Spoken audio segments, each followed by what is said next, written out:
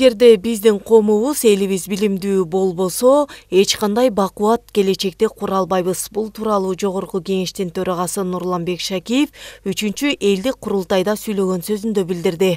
Анын айтымында биз билимдүү коом, билимдүү эл, билимдүү өлкөнү курабыз. Андыктан биз билим берүү багытында өтө чоң көңүл бөлүшүбүз керек. Мугалимдердин макамын көтөрүү зарыл, деди Нурланбек Шакиев.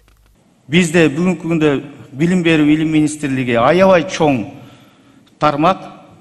Министр бир эле учурда мектепке чейинки билим, мектеп, лицейлер, кесиптик жогорку окуу жайлар, илим изилдөө институттары, Илимдер Академиясы өңдүү 8-9 багытты алып барат.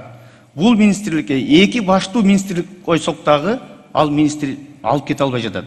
Мына ошол багытта мен демилге көтөрүп бир-эки жолу парламенттин трибунасында да айттым, министрликти бөлүш керек. Мектепке чейинки жана мектеп билими өзүнчө агартуу министрлиги, ал эми жогорку билим жана илим министрлиги өзүнчө түзүлүш керек. Билим сапаттуу болмой сайын сапаттуу келечек болбойт.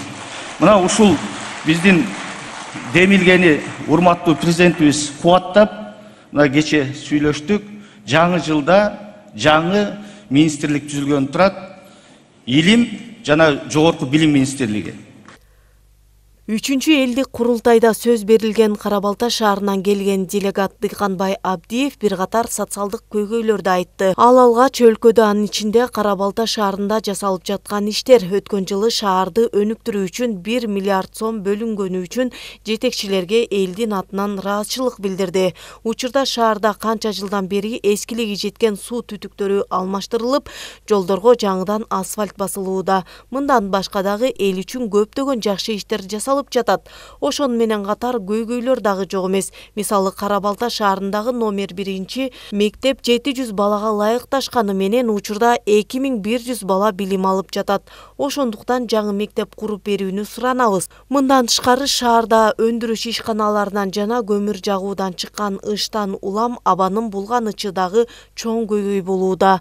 Буга дагы тиешелүү органдардын көңүл буруусун көзөмөлдөп берсеңиз, деп өлкө башчысына кайрылды ал. Эми дагы айта турганым, бизде Кара-Балта кирип келатканда эле лицей сторонасында светофор 30 жылдан бери жок, талкаланып турат. Бул шаардын көркү. Бишкектен кийин эле эгиз болуп турган шаардын бирөө Кара-Балта.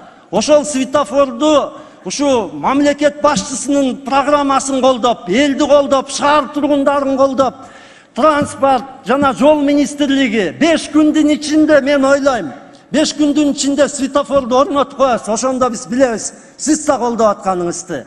Мектеп, биринчи мектеп бар Кара-Балта шаарында. 700 орунга эсептелген, 2100 бала окуйт, 3 сменде.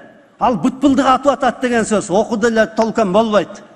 Ошого жанына мектеп куруп, анан кийин ошо акчасын кошо бөлүп берип койсоңуздар, чоң колдооңуз болот эле. Белгилүү өтсөк, элдик курултай Бишкекте Токтогул Сатылганов атындагы Кыргыз улуттук филармонияда өтүүдө. Республиканын аймагынан жалпы 700гө жакын делегаттар катышты. Алар социалдык маселелер, пенсия, жөлөк пул, мектеп, бала бакча, жер жана башка тийиштүү министрликтин өкүлдөрүнө суроолорду беришти. 3-чү элдик курултай 20-21 декабрь күндөрү өткөрүлөт. Айгерим Дүйшөбаева, Самаган Тайырбеков, УТРК Чүй, Бишкек шаары.